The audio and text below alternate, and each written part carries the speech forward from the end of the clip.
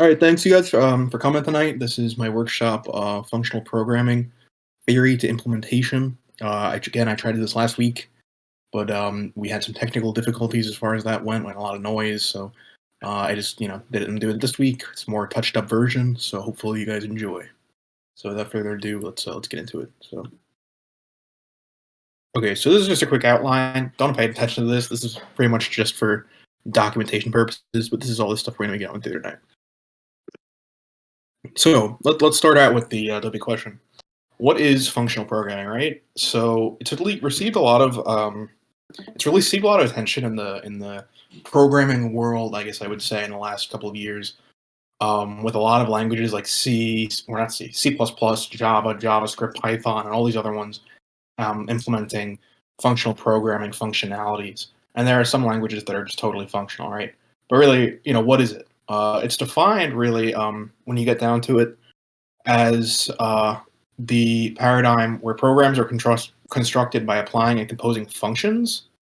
And really, functional programming treats this applying and composing those functions as pretty much its main operation of computation. And what this does, it avoids the changing of state in a program and mutable data. Mutable data means changing, right?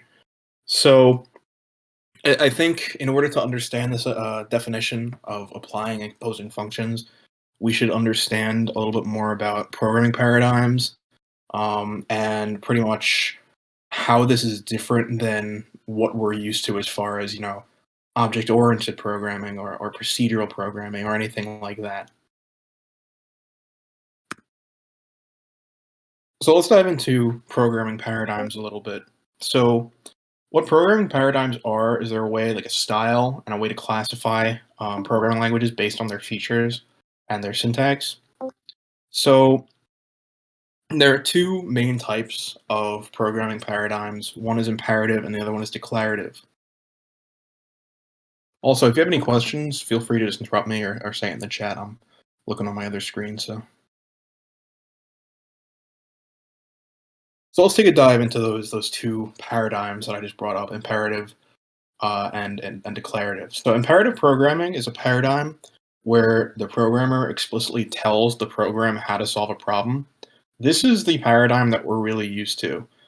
It's a sequence of commands, and every language you've probably used, I can almost guarantee you, is imperative because naming off a few imperative languages: C, C++, Java, Python, C#, JavaScript. The list goes on to all the languages you probably use in your life. And the advantages of imperative programming is that they're fast and they're specialized programs, so you can sit down and kind of get things done quickly and tell the computer what you want exactly and just get it done with. Right? The computer really doesn't make any decisions, quote unquote, of its on its own. Declarative, on the other hand, is interesting because instead of telling the program how to solve a problem, it's describing the problem and describing rules about it. So it describes what the problem is through a set of statements. And some of the languages that you've probably heard maybe one or two of, but not many, are Prolog, Lisp, Oz, Haskell, and Asp.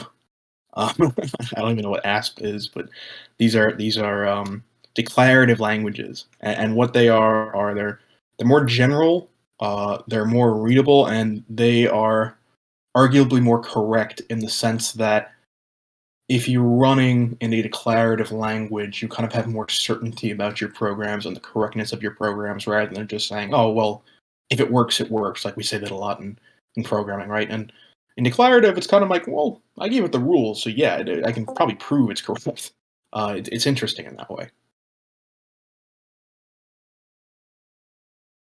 So let's take a look at imperative versus declarative code. And for this one, I have two little code snippets of functions. One is the imperative version of calculating the factorial. Again, the factorial is just, say I give you a number 5. I'll do the answer for that. And factorial of 5 is 5 times 4 times 3 times 2 times 1, right? So I'm assuming you all know the basics of a factorial. So in the imperative version, you can see that we use a for loop, and we kind of just do this whole operation of, okay, for, num, where I'm using this as a counter really, or an element by element, like sequentially. Just multiply it by each element sequentially, and then return the result. Done. I'm telling the computer exactly what I want, and it's returning that result to me. It's not really doing any figuring out of the problem here. Declarative is where it gets interesting because here with the declarative version, I actually use recursion. For those of you who don't know recursion is just the process of a function calling itself in order to resolve a problem or return a solution. So in this declarative factorial, I pretty much give it a rule in the form of an if statement, in the form of a quote unquote base case in recursion. And I say if n is less than or equal to 1, return 1, else call yourself again with 1 less than you are multiplied by the current value of n. So what this does is it goes up the call stack for a more kind of more proper term as far as that goes, technical term.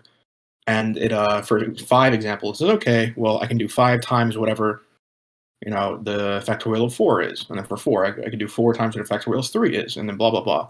And it keeps calling itself, and when it resolves that problem, it gets to that rule, it just pushes it back up. So when you look at it, you think to yourself, okay, well, I didn't really tell it anything. I just told it the rule, and it figured it out on its own, which is an interesting kind of aspect. So you're really just implicitly telling the program how to do something, but really not even telling it how to do, just what to recognize, and then it's giving you an answer, which is cool. All right, so quick little exercise. I want you to take a look at these 2 Fibonacci code snippets. The Fibonacci is, I wouldn't say similar to the factorial, but in programming, it's a similar kind of introductory exercise. The Fibonacci sequence is the sequence where the 2 numbers that come before it are the result or the current number. So you have 0, 1, 0 plus 1 is 1, and then 1 plus 1 is 2, 2 plus 1 is 3, and you keep going on. So 0, 1, 1, 2, 3, 5, 8, 13, 21, whatever.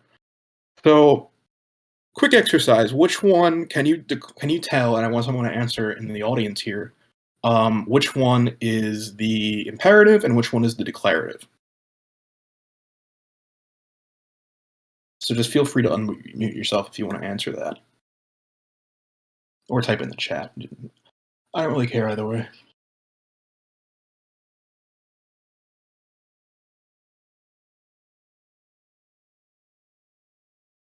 Okay, I see someone typing. Let's see.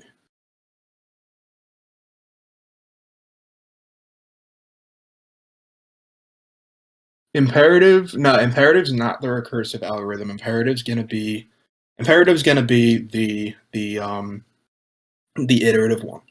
So and I'll tell you why. So the imperative algorithm again is kind of how we would do programming, right? It's kind of using this idea of changing state. Before I talked about immutable data, and for this Fibonacci 2 is the imperative one. So we can look here and say, oh, okay, well, I have this array, right, of 0, 1, 1, and then I'm going through this for loop in a range, and I'm saying, okay, just take the 2 values and append it to a list, whatever, blah, blah, blah, and then return the Fibonacci number at n. And again, I'm telling the program what to do. I'm telling it to loop, and I'm giving it all this information. I'm telling it what to do. With the Fibonacci in the recursive sense, which is declarative, again, I'm just giving it rules, and I'm telling it, okay, just keep calling yourself this way or whatever until you find an answer and come back to me.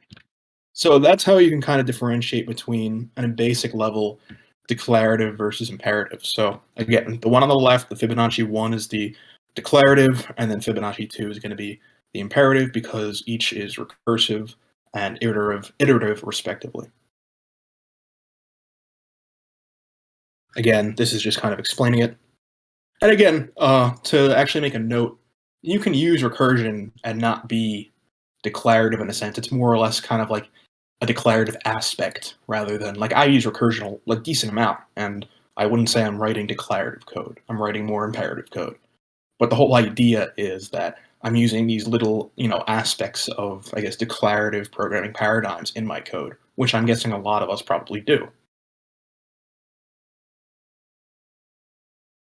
So let's look at the programming paradigm hierarchy. So we have this hierarchy here, which kind of starts off with high-level programming languages. On the left, you have imperative, and on the right, you have declarative. And then under imperative, we have 2 that we've seen before. We have object-oriented and procedural. And just to give a quick definition, Procedural is the use of functions from kind of a top-down manner. So you start at the top of the program, go to the bottom, and you use these functions and you tell the program explicitly what to do. Hence, it's imperative. Same thing, or similar rather, with object-oriented. You create objects that affect these objects of data, and again, you're telling the program what to do with these objects and how the program can mutate the data in these objects. What we haven't seen are the sub-paradigms, I'll call them, of declarative, which are functional and logical. We're not going to cover logical today, but we want to take a deeper look into functional programming. And I'll say this now. I think a reason, and I'm pretty positive it's a reason why people kind of have trouble with functional programming and grasping the idea behind it is because it is a declarative language, and most people don't work or have never worked with a declarative language. So it takes some time to get your mind around, but I think with some understanding of kind of why it came into play and how it works kind of at the low level, I think you'll be able to appreciate and understand it more. So we're going to get into Lambda Calculus now. So this is the inspiration for functional programming, and these two people right here are pretty much one of them. I'll say is the absolute creator of computer science at this point. The other one is his teacher. So the 1930s mathematician Alonzo Church developed Lambda Calculus, which is a formal system for expressing computation. Alonzo Church is on the left, and Alan Turing is on the right. Alan Turing you may know as the person who invented the Turing machine, which has really been the base of all modern computation. So any computer that you're on, it's Turing machine based at that point. And it's interesting because Alonzo Church was actually Alan Turing's PhD advisor, which is just funny. They're working on the same thing, and they invented it both. So lambda calculus can be used to compute anything that a Turing machine can, and vice versa. So they're pretty much just different ways of doing the same thing. So two different styles, again, like imperative and declarative. So getting into the birth of functional programming now. Okay, so while many people went and developed a lot of imperative languages and kind of took notes from Turing and said, "Oh, okay, we're going to make these programs where we can tell the computer exactly what we want to do, blah blah blah. Let's get invent COBOL, C, C++, Fortran, Java, all of these kind of imperative languages in the 20th century." And some of them were procedural, object oriented, etc. Anything within the imperative hierarchy. But other people, in probably the after the late 1950s and late 20th century, I guess you could say, started making functional programming languages and declarative programming languages. Some of these declarative programming languages are Lisp, Prolog, Haskell, Erlang. We saw a couple others before. And one notable computer scientist who really took notes from Church and Lambda Calculus was this guy John McCarthy on the left here.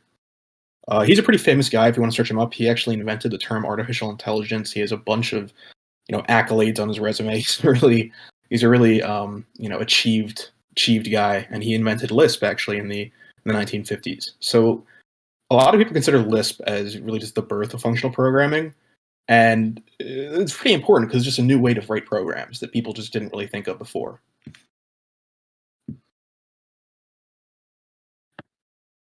So here we get to now the functional programming characteristics. And these characteristics surround this little circle here. So we have first class functions. We'll get to all of this, don't worry about that. But we have first class functions, we have higher order functions, we have immutable data, pure functions, recursion, manipulation of lists, and then lazy evaluation. So what do all these things mean? First, let's just know that we have to be purely functional, we have to adhere to all of these things. But let's watch a video quickly that I think demonstrates this idea pretty well, or at least as well as a lot of the functional programming videos are horrible. So this guy was the best I could find. So let me go here, but I think it's pretty good. If it plays, of course. This played last time, so I don't know why it wouldn't play now, but who knows? Is it not playing? Okay, here we go. That should play it. Hopefully.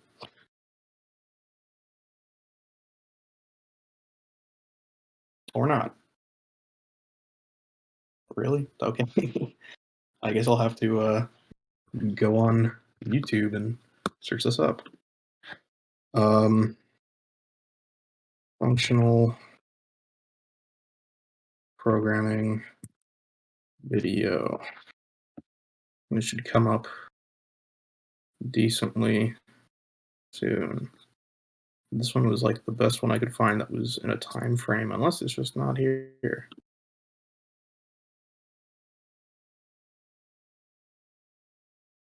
Give me 1 second. What is this video called? A short introduction to functional programming. To the Hebrew Bible. Oh. There we go.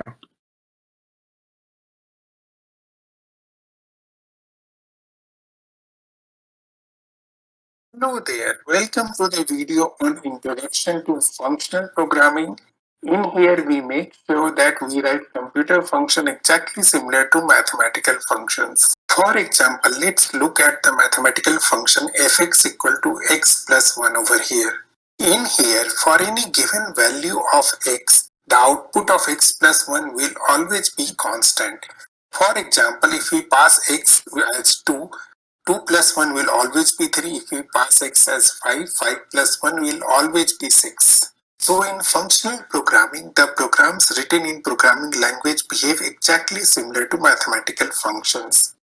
We can write the function fx equal to x plus 1 in any programming language in a very simple way. We define the function which takes a parameter and return x plus 1. One of the very important aspects of functional programming is immutability. For example, if I create a variable called a with a value 100, it will remain 100 for the lifetime of the variable called a, which means it cannot be changed. Now you will ask the question, if I don't change the value of a, how will I modify? Well, to change the value, you need to create a new variable called b. You can do the desired operation to get a new value. But in this case also a remains unchanged.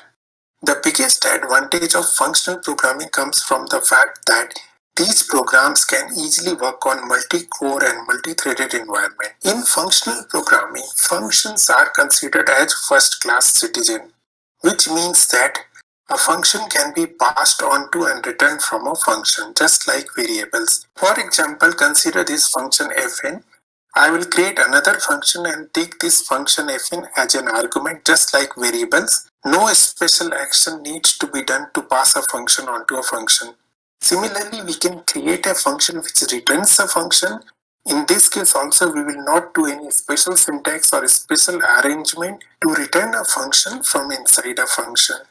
You may be surprised to know that in functional programming there are no loops, only recursions.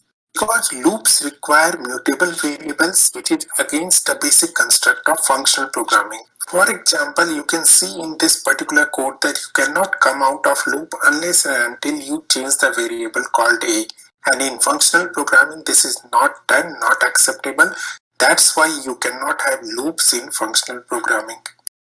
Some of the well-known functional programming languages out there are Haskell, Clojure, Scala, and oldies like Java, C++, and Python also support functional programming constructs as of today. So that's all about basics of functional programming. I hope I was able to explain functional programming in easiest possible way. Thanks a lot for watching. Please don't forget to like, share, comment, and subscribe. Okay. So, any questions about that video quick, or anyone want to include anything? If not, we'll just get into explaining more about what he talked about in that video. Okay, if not, I will just keep going. So let's go. Oop, there we go. So let's talk about the first one on in our list there that we saw, immutable data. So traditionally, data falls into one out of or two, out of two categories, either mutable or immutable. So mutable data can be modified and changed. So think about mutable data as like a regular variable in like say Java, because I know everyone uses Java here, right? If I declare int a equals 10, I can increment that value. I could add 1 to it. Now I have int a equals 11, right? I could divide that value by 2. I could multiply that value by 100, etc. I'm mutating the state of that value. It's not constant.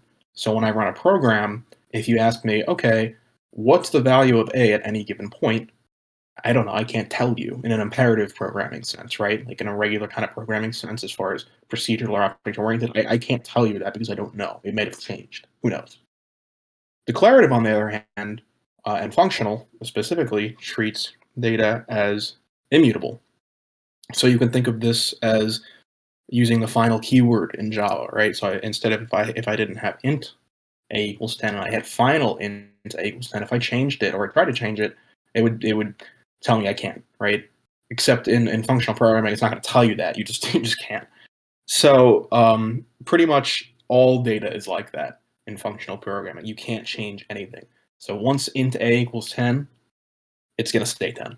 So that actually brings up an interesting aspect of it. Now, if I use functional programming and someone comes up to me and I have a 10,000 line program and someone asks me, oh, I see on line 2 you initialize int a equals 10. What's the value at 8,276? I'm like, oh, 10. It never changes.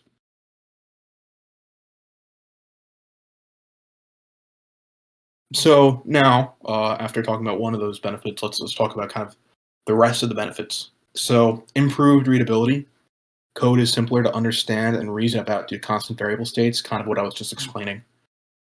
Improved efficiency. Code becomes quicker to update and more efficient to manage. I think this is a good time to talk about kind of the concept of modularity as well. If things aren't like intertwined in one another, where you're kind of changing variables in one function or method and then changing different variables in another and they're just all over the place, and you're keeping data static in the sense that you're not changing it, you could take something out of the equation, replace it, and be fine. You won't have to debug the rest of your program. You're okay. So definitely changing things is much more modular in the sense that you could change anything you want really and won't have to go through debugging, seeing where the errors are as much. Traceability, right?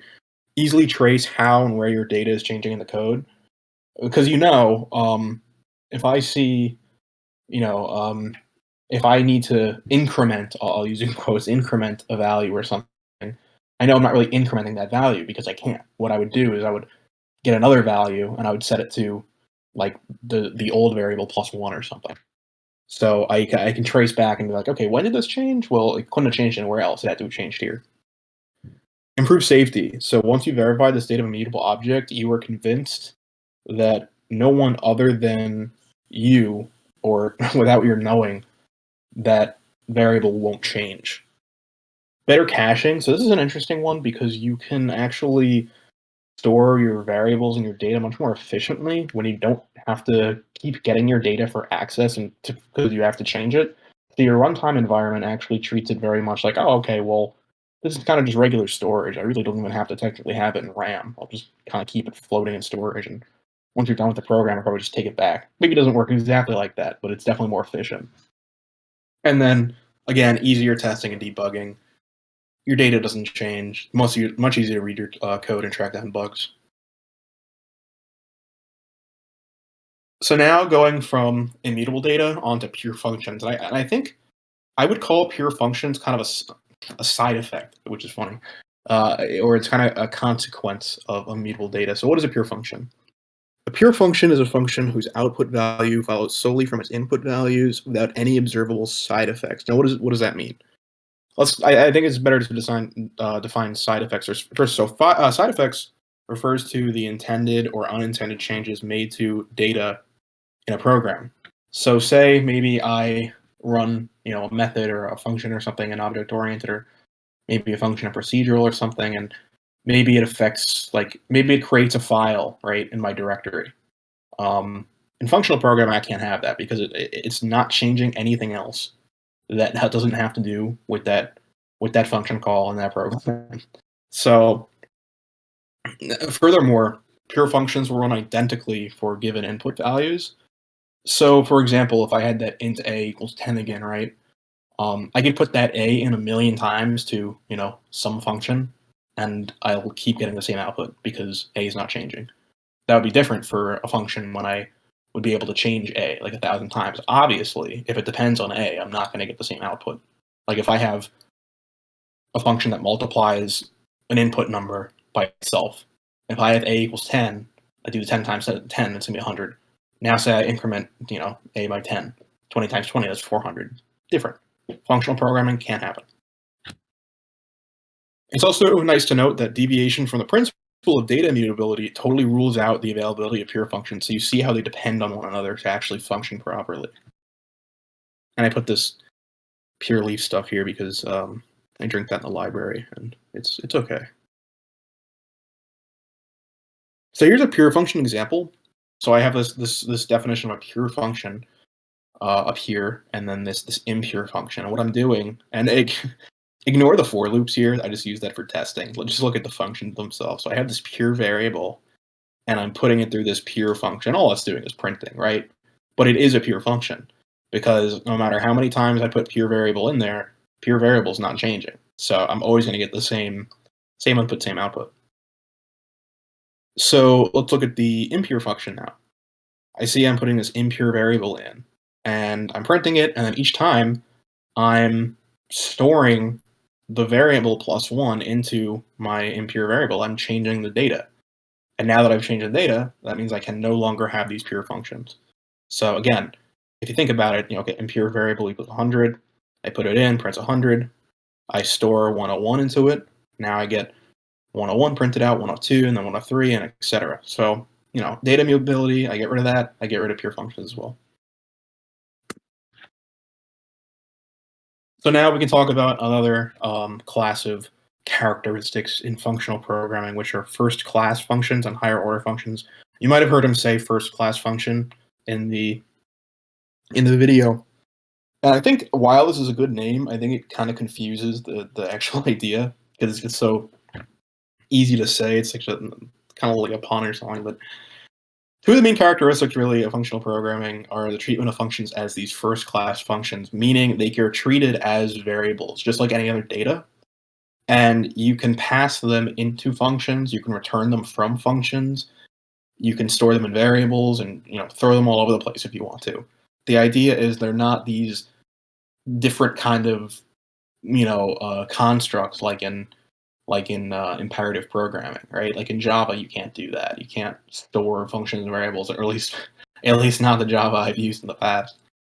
And then you have these higher order functions, which are functions that take as input these first class functions and return them as well, or either or, right? They can do either or both. Without first class functions, we would obviously lose the ability to create higher order functions because if they can't take in other functions or return other functions, they stop being higher order. And also, first class functions kind of lose viability if you get rid of higher order functions, because now you're just like, okay, well, I can store a function into a variable. That's about it. I can't stuff them into a as input to something or return them. It's kind of it's a much less viable in that sense. So here's some examples of first-class functions and higher-order functions. So the one on the top left here, that's going to be your first-class function. So you see we have this function called add two numbers, which just takes two integers and returns the sum of the two. And you see here, I'll take my pointer so you can actually see this. You see here I define these two variables a and b, and I set them equal to 2 and 3. But here I'm doing something that's kind of weird. I'm taking this function definition that I defined here, I'm stuffing it into this variable first class function. And then what I'm doing is I'm running this variable that I did put it in here. I'm running this first class function with this input. And I'm also running it just to compare add two numbers, the actual function in the traditional way. And they output the same thing. So this is just an example of stuffing a function definition into a variable and running it just like a regular function would. The higher order function now is a little bit kind of harder to maybe get on the first try, but here we have this function add four numbers, right? That just takes in a, b, c, and d and just returns the sum of them. Here I have this add four numbers higher order function. And what you'll notice is instead of defining this a plus b plus c plus d. I actually just defined it as the addition of two other function calls. So it takes in this first class function as an object, and it takes in inputs, and then it's first class function a and b plus first class function of c and d. So I'm giving it the c and d, and of course we declared everything up here, so this kind of trickles down here. And I'm calculating it the traditional sense, and then here I'm calculating with a higher order function. And I'm putting in that first class function I had here, I'm putting it through with a, b, c, and d, and I get 14 for both. So this is an example of a higher order function and a first class function. And with functional programming, you could use these throughout your code. They're pretty common to see actually in functional programming. They use them a lot because you don't have to keep referring to function definitions or something, or in different like maybe not classes, but different files or whatnot. You can just stuff it in a variable and be on your way. So lazy evaluation is something that I'm not going to talk too much about, but it's something that I wanted to bring up because it's actually an interesting part of the, I guess, runtime environment and kind of like the operating system kind of aspect of it, if you want to think about it like that. So the lazy evaluation is the evaluation strategy which holds the evaluation of a given expression until it's actually needed. So it's going to wait until it's absolutely necessary. And it avoids this repeated evaluation. So the strengths of this is that it has reduced time complexity, and you also get these runtime/operating system optimizations. The weakness of it is you have kind of possibly increased space complexity, and there are more strengths and weaknesses with this one, but this gets a little too like memory specific for my taste, so I'm not going to get too much into it. But I can kind of give an example. So I'm trying to think. I'll say in Python. In Python, there's this range function, right? And I could say, okay, I want range 1 to 10, right? And it'll return, I think at least, it's returning a list of numbers from 1 to 10. But it's actually not. It's returning an iterable that is not evaluating. And when I want to access it, then it says, okay, I have to make a list, right? And it does it, or an array. So say at line 1 in a program, I say, okay, I want range 1 to 10 here, and then it's like, all right, well, I'm just going to wait until he needs me. It's not going to evaluate like it would in a regular kind of imperative program. And then, in line 1,000, I'm like, all right, I want that array sub 3. It's like, oh, okay, now I got to evaluate. It's kind of interesting in that way. And then last note, because we have these aspects of data immutability and these pure functions and whatnot, and kind of everything else that kind of goes into functional programming, we're not actually able to do this. We don't have a choice in imperative programming. It's nice because with functional programming, you have a choice between, do I want lazy evaluation? Do I want to just evaluate, in the regular kind of traditional way? You have choices. Next one up is recursion. So again, he mentioned it in the video, the guy who made the video, iteration is not a concept in functional programming because it requires you to change the state of the program. In most cases, it requires you to change the state of some kind of counter variable like I, if you've ever seen a for loop. And therefore it isn't used. And I think it wasn't even like it was kind of omitted in this sense. I think in the late 1950s when functional programming kind of was birthed, they didn't actually really have a good example, I don't think, of a for loop. I think they had the idea of iteration, but not really for loops. They're just not included, or while loops or anything like that. So the recursion is really one of the main strategies used to traverse a list or an iterable or whatever you want to call it, an array or whatever. So recursion is self-reliant in the way that it solves problems like we've seen already in the imperative versus declarative. And it really just requires the repeated application of the function itself to solve a problem, and you give it a base case or a rule. I can hear my computer heating up from that GIF. Oh boy. All right, so here's a recursion example. I have these two functions called reclength and then iterlength. So we see here again that there's an obvious difference in the way that you would use a recursive solution versus an imperative solution. Let's look at the or the iterative solution first. Sorry, I keep changing up those words. Iterative solution. So I have this I equals 0 variable, And then I'm just making a temporary array for my array since I don't want to change the input value. Again, I'm using a functional kind of practice there, not changing data when I don't need to. But and I'm saying, while temp array does not equal the empty array, just increment I, and then the temp array is just going to equal the array with everything but the 0th element, so 1 to the end, right? Index 1 to the end. While the recursive one, I'm saying, okay, if array equals 0, I'm going to give me the base case, and then I'm saying, all right, temp array equals array sub 1 to the end. And you can see here that by not having this iterative process, I'm not changing state of any variables. And it's interesting to note, too, that this whole idea in functional programming languages as well is that you can actually see I use the temp array equals array sub 1 to the end, something like that, where you kind of partitioning an array to get a new value. It would actually return a different array. It would like dump that out because you can't mutate data, right? So that's another thing that we're going to get to be interesting in. We're going to get into as interesting. So that's what I was talking about, the manipulation of lists. So in functional programming, the manipulation of lists, other than recursion, is like the only way to pretty much like traverse or really modify elements kind of in bulk. And they have this interesting idea of the head and the tail of the list. And it's not like the way you think like a linked list, because I actually thought that when I first heard about it, but it's actually different. And for those of you who took 311, I'm sure you used this head and tail by using the car and CDR variables in Scheme. This is the same concept. So you have this head, which is your car. If I'm correct, I might be mixing those two up, but it's the same concept, which is your car, and then your CDR is everything but the first element in the list. So as you can see, in that diagram, pretty much says the same thing that I had pretty much just listed off. So let's look at an example, and this is actually interesting because you'd think this is Python. It looks like Python. This is actually Haskell. So this is Haskell code that I screenshotted. So you could see that in the first example, or the topmost example, I have this operator called head, or this keyword, and I'm saying head my list, and it's giving me back 20.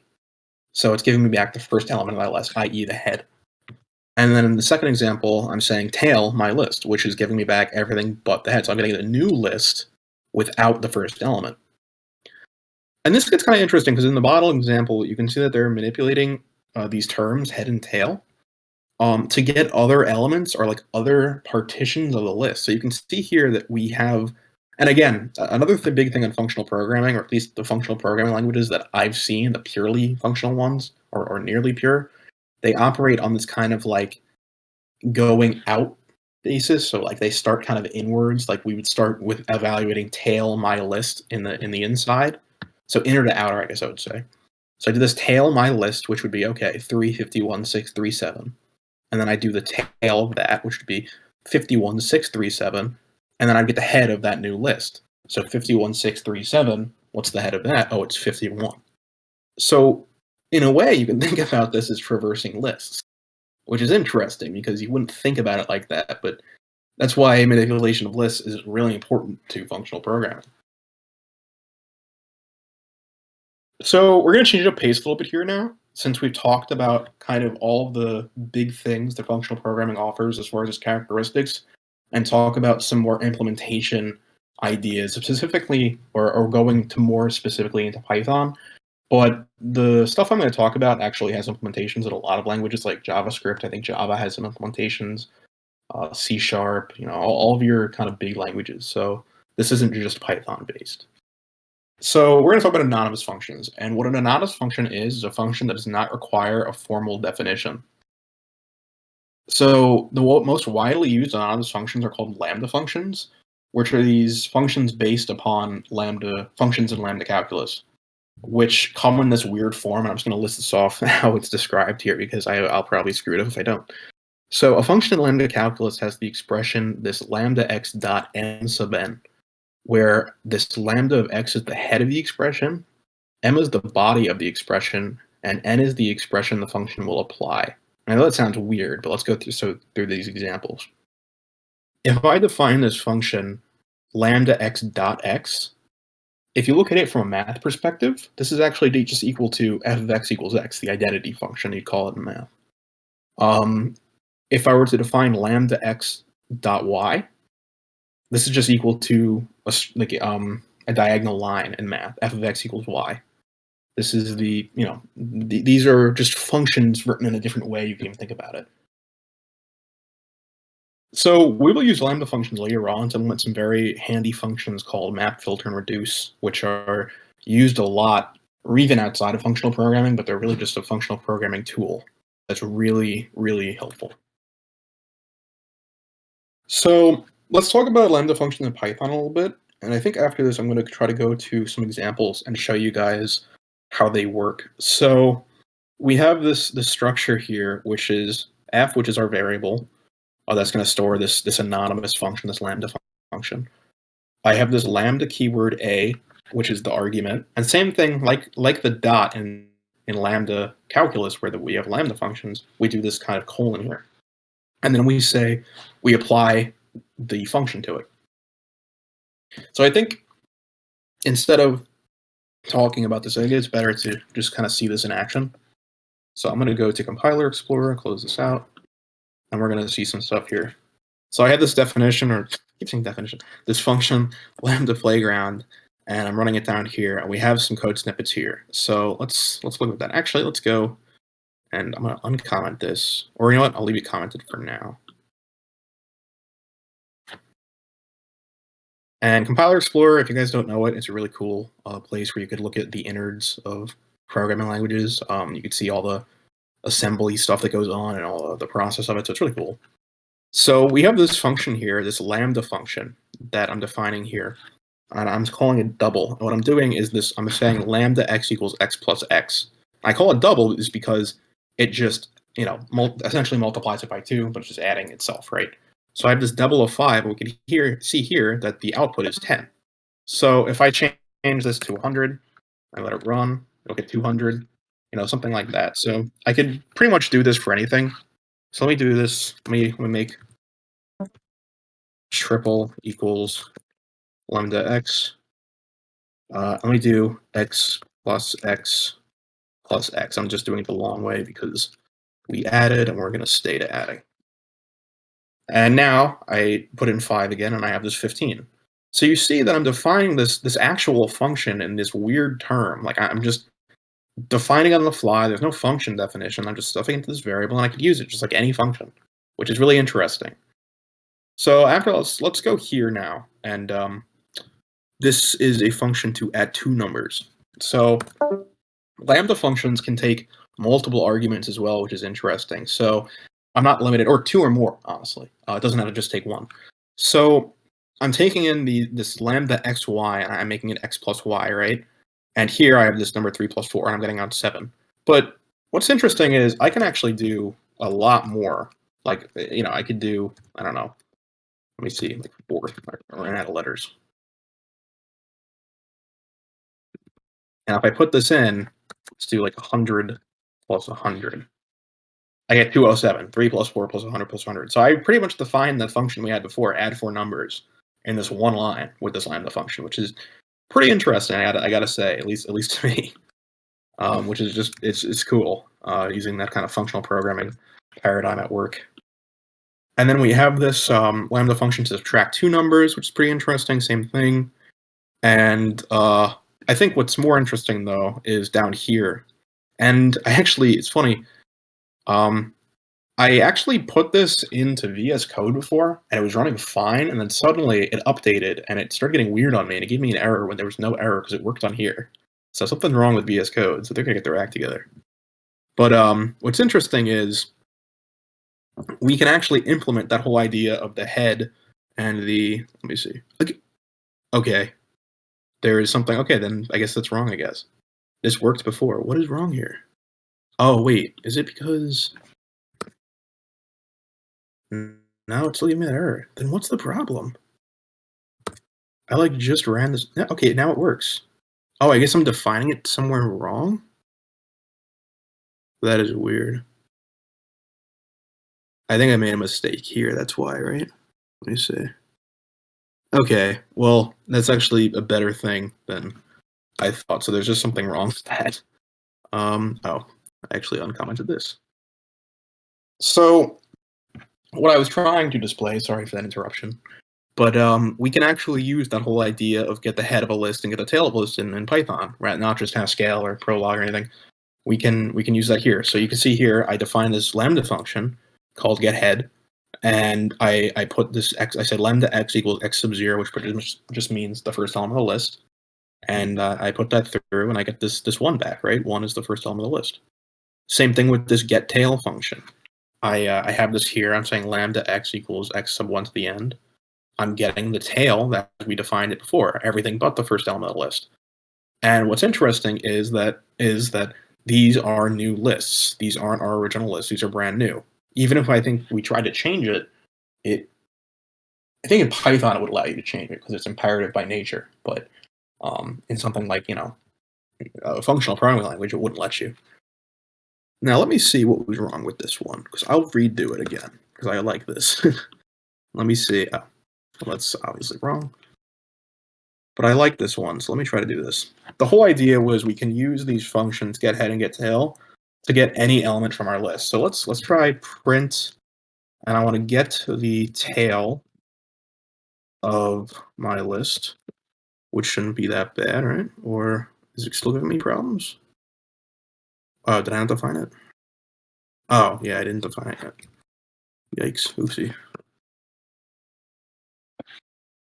Okay, so we are still able to do that. Now let me see the problem with this. GetHead. Yeah, that's still fine. Okay. So what was the problem? Maybe if I get the tail of this, I think maybe that's where problems start to arise. No.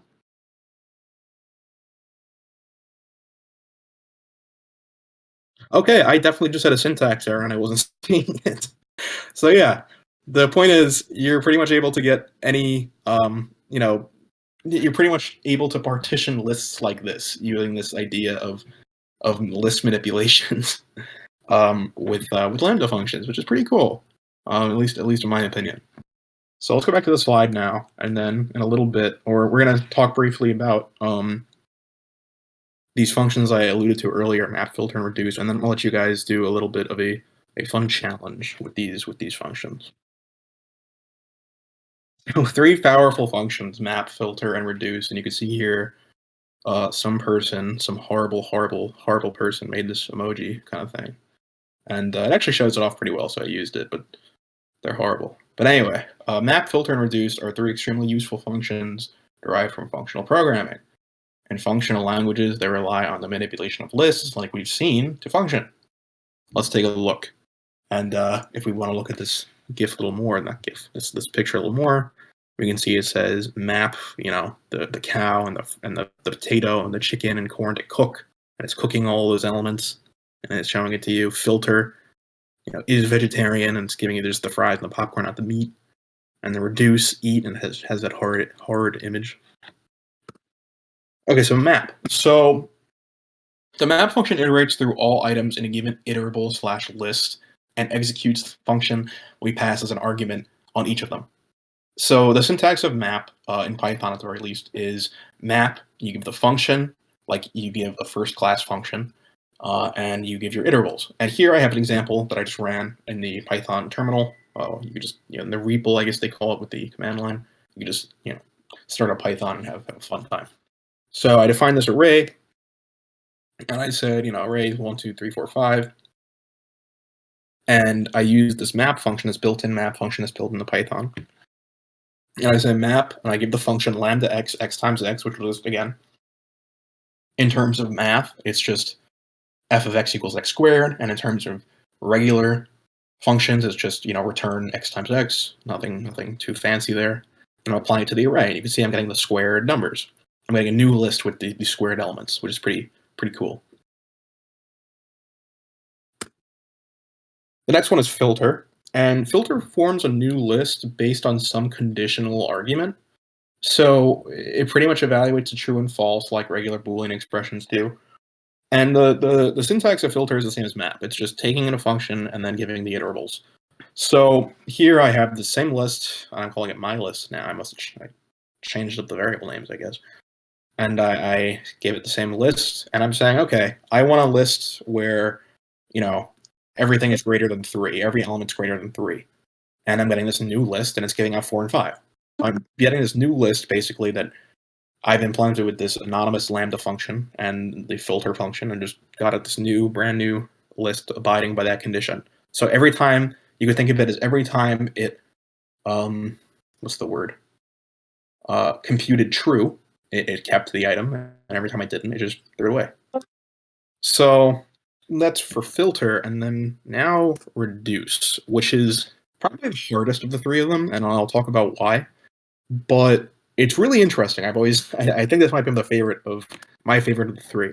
So reduce works differently than map and filter. It doesn't return a new list based on the function and then an iterable. It actually returns a single value. So you give this iterable. Here I put it as a sequence, but really it's the same thing: sequence, iterable, arrays, list, all this jargon for the same terms. And it uses this process called folding or reduction. And you can see here I have this stock image called, I don't know what it's called, I don't know why I said that, but it just says reduction.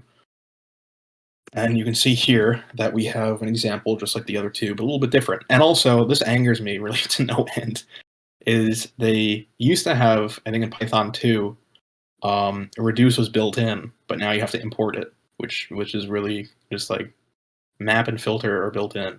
Why make reduce not built in? I don't know. And the process of folding and reducing goes like this. You apply a function to the first two terms in an iterable, and then you generate a partial result. And then you use that partial result with the third item in the iterable to generate another partial result. And you have this computation of partial result off of partial result until you've exhausted your iterable, your list, until you have nothing else. So it's this composition again and again. Kind of like almost the idea of a loop or recursion, but in a way kind of different as well. So you can see here that we have this reduce function, and we have this my list, and we have 1, 2, 3, 4, 5, same thing. And we're defining this lambda function that's saying, lambda xy, x plus y, and then we have this my list. And it's interesting to me because when I was seeing this, I was just like, well, that's weird. We're defining these two variables, and I feel like I'm just giving the list. I'm only defining one of them. Where's the y? The cool thing about functional programming, especially with the manipulation of lists, is it can see this y variable and say, oh, that's not defined? Okay. If it gets defined later, fine. It gets fine with having like these unknown variables, kind of unlike something like, and that doesn't mean you can just define stuff randomly and not define stuff and whatnot in your program, but it's in this use case, it's interesting because it just says, oh, okay, well, it's not defined. It'll get defined. If it doesn't, I'll throw an error. But if it does, fine. Which is interesting. So it uses this process of folding. So in this case, right, I have 1, 2, 3, 4, 5. I say, okay, take off the element 1, and then do 2, 3, 4, 5 plus 1. And then I'll do pretty much 3, 4, 5 plus 1 plus 2, and then 1 plus 2, which is 3. And it's kind of like recursion in that sense. So then it's 3, 4, 5, 1 plus 2 plus 3, and then all the way to 15, which is pretty interesting. So I think now that's going to be, after that is just the closing remarks. So I'm going to give you guys a challenge. So what I want you to do, if you have a Python interpreter or anywhere you can run Python, download the function or download the file that I gave you. And I want you to try to do your best. I'll give you about, let me see how much time. Again, if you want to do it, you don't have to do it. I'm not forcing you, but yeah, I want to keep the file I uploaded. Let me open it here. Open with Visual Studio Code.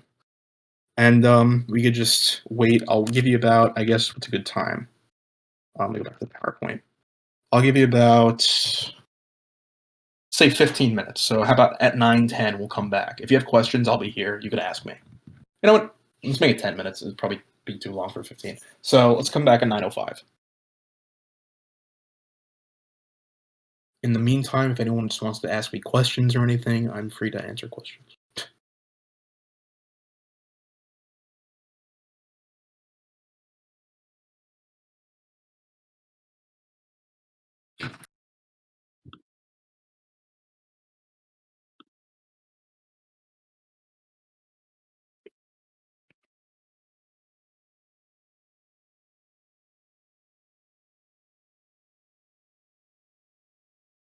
How's everybody doing today, by the way? I know this is recorded, so, but it's a good historical note, I guess. Nobody? Okay. Well, I guess you're working, that's fair. I'll cut the silence out if anything.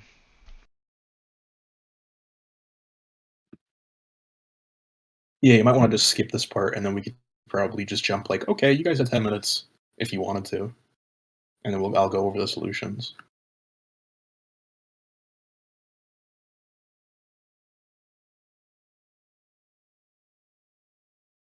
Oh yeah, I'm hoping that you guys can definitely hear a bit better than the previous workshop.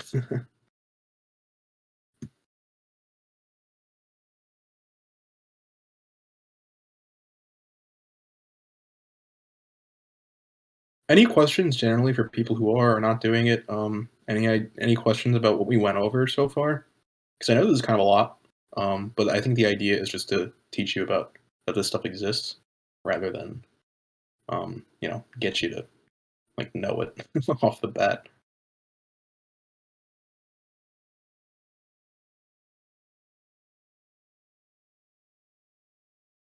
I did have a little bit of a question. Yeah, sure. So do you know of any like big projects right now that are are being made with functional programming?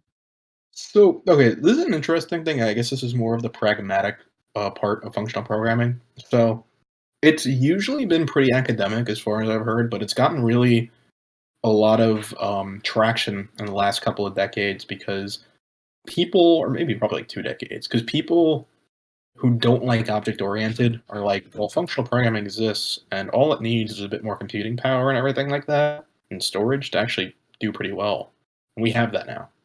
So I think people are like, all right, let's push functional programming because it's so much easier to debug and do all this stuff with, and it just takes some different kind of thinking to do. Okay, But I know one big project was, I think WhatsApp was written totally in Erlang, which is a functional programming language, so it's totally functional. interesting. Yeah. Um, I know some other companies. It's decently rare, but they'll have people who use these functional languages, and actually, I showed Haskell in this program in the workshop, but one thing that I didn't get to show is I wanted to show off Lisp or Scheme just to show it off a little bit as far as how it's syntactically set up.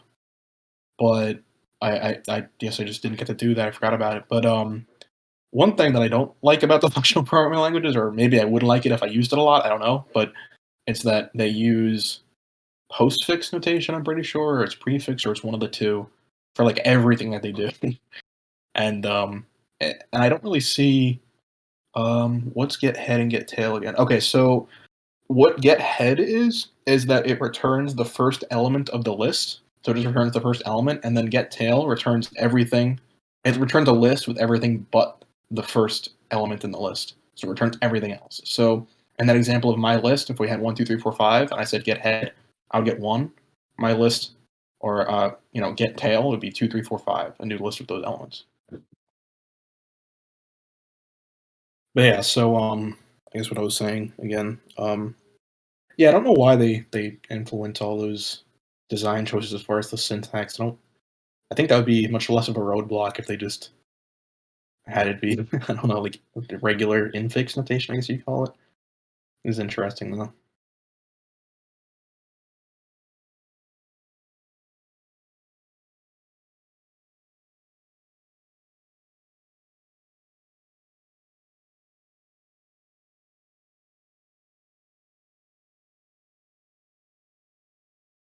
Oh yeah, okay. So you're doing mylist.getAhead.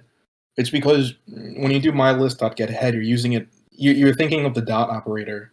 The dot operator is just for methods. This isn't a method. There's no objects here, right? This isn't object-oriented programming. This is just functional. So in functional, we don't have objects. I think maybe I should probably kind of clarify that more. So you'd literally just use that getHead method, and you'd put mylist as an argument. You wouldn't call mylist.getHead. Mylist isn't an object, so you just put it in as an argument. Yeah, Alex, you're right. You put getHead mylist. Yeah. Yeah, no problem. I actually heard a lot of people when I was looking at the stuff for functional programming, they were getting mad at OOP. They were like, "I don't think the dot operator is very intuitive." And I'm like, "Okay, I think it is, but okay." I thought it was interesting that people were really angry about that. Some people were really angry about that. They were just like, "Functions are fine. Stop, like screwing it up with these dot operations." I'm like, "Oh, all right. It's kind of weird, but whatever."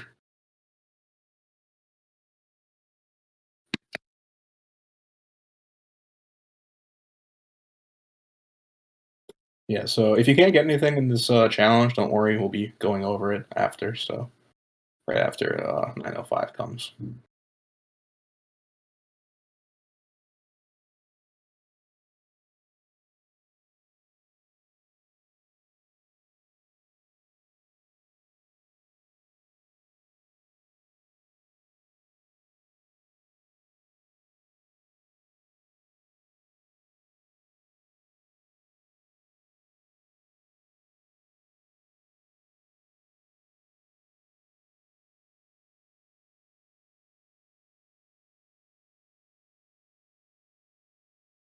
I think I'm pretty sure I would have used get underscore head.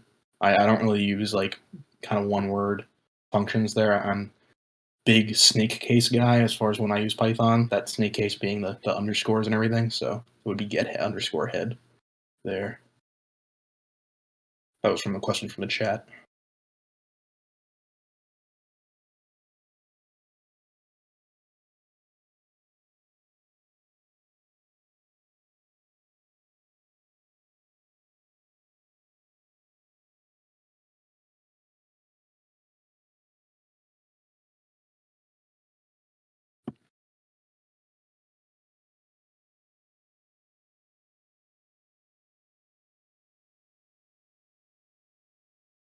Also, I know it's the last minute, but I remember there's something with map and filter that I forgot to say. So I want to go over it. If you're having problems with that, I will show you why. But I just remembered I forgot to say it. So when we'll go over it and you'll understand if you have problems with this very specific thing. It's a Python implementation. It's not really with other implementations of map and filter. Okay, so it's 9:05. So I think now's a good time as any to start reviewing. So let's go to VS Code now, and work on this. So let's go here. Is there a way I can hide this, right? Let me just go to search. I don't want you to see that. All right. So we have this. Oh, did I not define that? Oh, I guess I wanted you guys to define that. Oh, okay. Maybe that was kind of. So let me define that actually real quick. Probably should define that. My bad. All right. So I'm going to define get head here and get tail.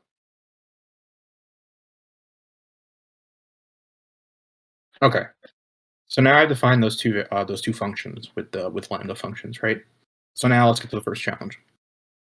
So what I wanted you to do was with my list, I wanted you to get the third element of my list using get head and get tail, which I'm sorry I didn't before. I think I thought I did, but my bad.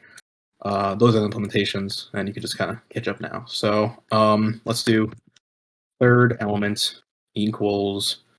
It will be no, it would be sorry. It would be you'd want to get the tail twice. So get the tail of my list, and then get tail of my list. So now I'm going to get tail twice. So if I have 1, 2, 3, 4, 5, I'll have 2, 3, 4, 5 when I first get the tail, and then when I get it the second time, I'll have 3, 4, 5. So now all I have to follow that up with is a get head. And let's see. Let me try to run this actually because I was testing this before. Am I not calling this? Yes, I am. Oh, because I'm not printing it, dummy. Come on.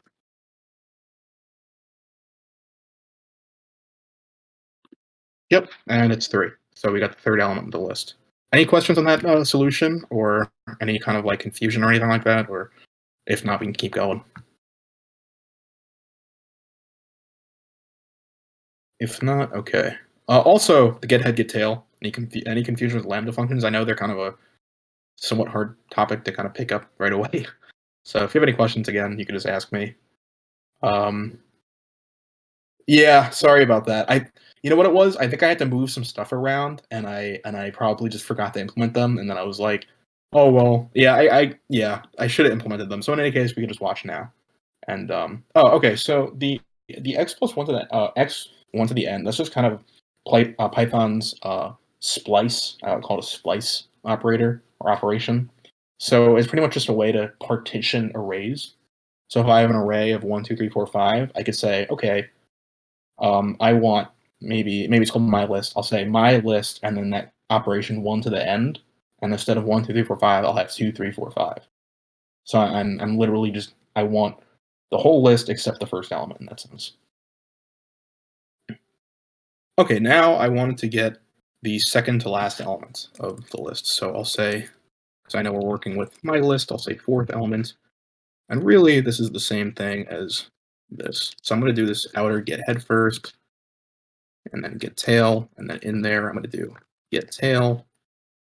And then in there, I'm going to do get tail. A lot of nested functions today. And that should give you 4, if I'm correct. Oh, because I'm not printing it again. That's fine. Let me see. Yep, and it gives you 4. Okay. So, again, we just keep calling get tail, get tail, get tail. In this sense, I call get tail once, I have the 2, 3, 4, 5 again. I call get tail again, and I have 3, 4, 5. I call get tail one more time, I have 4, 5. Now 4 is at the head of my list, so I do get head, and I get 4, which is the second to last element in the list. So the third challenge is create a lambda function that adds 3 numbers together.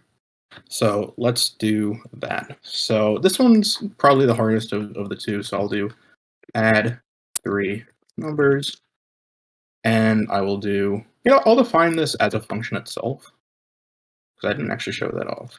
So I'll define it such as this. I'll have 3 variables, x plus y plus z. I'll do, or x, y, z, and I'll define x plus y plus z. And now I have this function, again, using this first class function idea like we have in functional programming, and I have this function add 3 numbers. So I can call this function now. I can do, what numbers do I want? I like 100, so I'm going to use 100 3 times. And if I do that, I have 300. So that's that challenge. I just define x, y, and z in my lambda expression. And the cool thing is, again, with lambda expressions, it doesn't really care that you haven't maybe defined stuff or how many variables you have.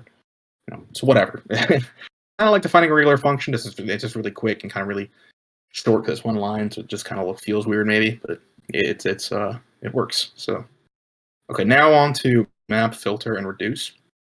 So the map challenge number 1. So use map to multiply each element by 2. So we had this map function, right? So what I'm going to do something interesting, which I didn't tell you guys about, which I apologize. So I'm going to have this, I'll call it, or map 1, I guess, right? And I'll do map, and then the syntax, remember, is this function and iterable. So I want this function to be defined. So I'll put which multiplies each element by 2. I'll define this function, and I'll say lambda x times 2, right? That would be equivalent in math to like f of x equals 2x, or something like a definition where you said function multiply by 2, return x times 2. And then here I'll put in our list. And now the interesting thing is, in Python specifically, this is actually returns an object, which you actually have to convert to a list. So you have to use this list, I forget what it's called, I guess conversion, and you print that out, and you should have your elements. So we had 1, 2, 3, 4, 5. We now have 2, 4, 6, 8, 10, which is cool. The other two are pretty similar. They're going to be map, and then I'm going to do lambda x, and here it wants you to raise each element to the 3rd power. I'm going to use Python's to the 3rd power function. In other languages they have like math.pow and stuff like that. So it's same thing. I'm using a shorthand. Nothing special here. And then same thing, I'm going to use this list conversion here. And I'm going to run this again. And we can see that we've raised everything to the third power. So 1 to the third is 8, 2 to the third, or sorry, 1 to the third is 1, 2 to the third is 8, 3 to the third 27, etc. This one's kind of interesting because we've kind of seen addition and multiplication and whatnot. We haven't seen division. Again, just another operation. So the funny thing about this is you probably, if you got the answer, maybe you were like, why is this doing this? Actually, but it does look a little weird. But so it's just x divided by 1, nothing special, like you would have in kind of any other operation you would do this with. And if I run this, yep. Oh, sorry. I divided by 1. X divided by x divided by itself. So I get all these ones. Okay, so any questions about map, by the way? After this, after we finish up the solutions, I'll give you guys some good references as far as where you can look more stuff up about this kind of stuff. So, okay, so on to filter. So we have this fruit list with apple, banana, pear, watermelon, cranberry, and it says use filter to take out all the values in fruit list with length less than 5. So okay, well, so I'll do filter sub. I spelled filter wrong because I can't spell. I'll use filter lambda x, and the length function in Python is len. That's kind of like one of those, if you start learning Python at all, it's a pretty basic function. So same thing with like, string.length or something, or .length in Java, for all you Java folks out there. Print list filter sub 1. Again, I'm just saying lambda x. I want this conditional expression to yield true or false. So I'm saying, okay, when x is less than 5, actually, I'm sorry, greater than or equal to 5. I want them take out all values. So I have to do greater than or equal. Oop, and I made a mistake here. What's going on here? Lambda x, len of x. Oh, because I did it on my list, not fruit list. And there we go. Everything that is, actually, I don't want, everything that has a length greater than 5 now, I had greater than or equal to, I just changed that, is now out of the list. I have this new list with 6, I think 9 or whatever, or 10 length, respectively. So now, filter challenge 2, use filter, remove all values in fruit list with even length. This one's kind of hard, but I think for those of you guys who have worked with like coding challenges in the past, you know even kind of resolves to modularity of the modulus operator. So, len of x modulus. And the modulus operator, it's always kind of hard to describe this, but pretty much if the value divided by the number you're dividing by, if it goes into it evenly, it returns 0, else it will just return the remainder. For those of you guys who are interested in that, or who don't know it. And again, I'm just using this list function, and I'll be returning that. And see, I get apple and cranberry, because those have odd numbers of letters in their list. And then this filter number 3, remove all values in a fruit list that start with C. Okay. So I'll do filter sub 3. Oh, I got something in here. Filter 4. Okay, so filter lambda x sub 0. Yes, that is correct. Good job. So yeah, so that will be the actual. So I'll type it out here for all of those who are watching this. So we have x does not equal. X sub 0. X sub 0 does not equal to C. And then I'll print this out. I will get this nice little list. And I got a typo because I screwed up again. It's just pretty normal. Oh, because I didn't give the fruit list. Of course. Yep. And we get everything but cranberry, because cranberry starts with a C. Any questions on filter quick? If anybody has questions, feel free to ask. If not, I'll go on to reduce, because reduce is probably the most interesting of the three, in my opinion. So use reduce to subtract all elements in my list. Okay, so let's call this reduce 1 in our normal convention. And again, I will do this lambda x, and instead I'll do y. And I'll use this x minus y notation, using again this whole idea of folding or reduction, like which inspires reduce. And I'll use my list again because it tells you to use my list. And here, all I have to do is just reduce 1, right? Because it's a single value. It's not an object or anything like that. It's not a list, so I just print it.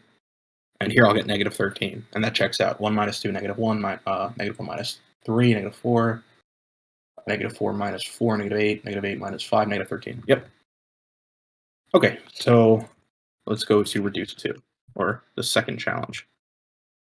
And reduce 2 is use reduce to multiply all elements in my list. Okay. So that's actually pretty similar syntax to the one above.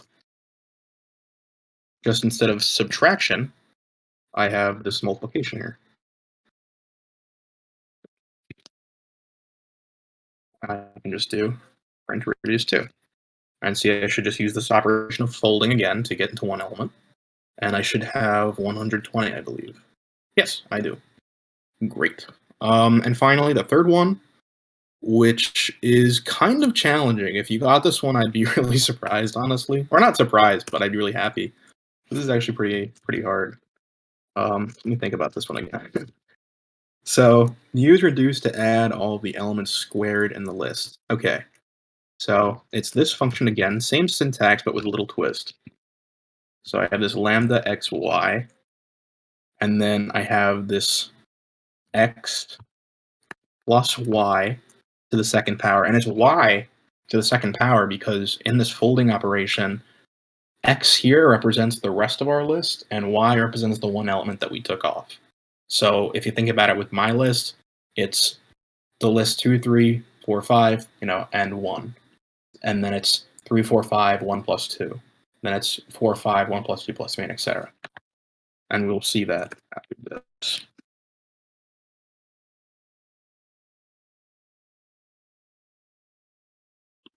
Yep, and we get 55 if we add the squared elements together, 1 to the first. Oh, okay. You want me to? Which part do you want me to explain as far as that one goes? Can you just type it in the chat quick? As far as the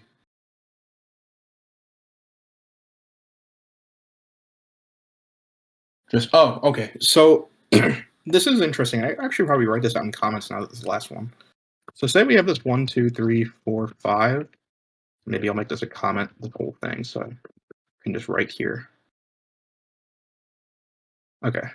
So we have this 1, 2, 3, 4, 5, right?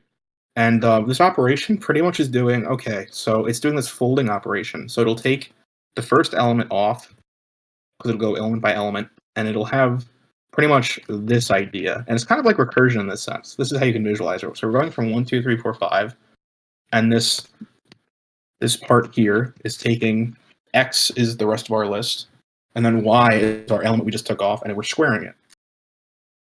And we keep doing that until we exhaust the list, because we repeat until the list is exhausted. And again, we have 1 squared plus 2 squared. And then we have 4, 5 plus 1 squared plus 2 squared plus 3 squared.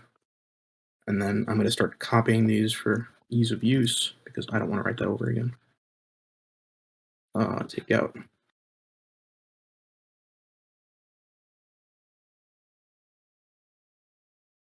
And then here we just have 5 squared plus, and you know what, I'm just going to write out the answer, which is 55. So that's why I would do that. Does it make more sense when you see it kind of like that? This is what really that's doing, as far as that goes. All right, I'll take that as yes.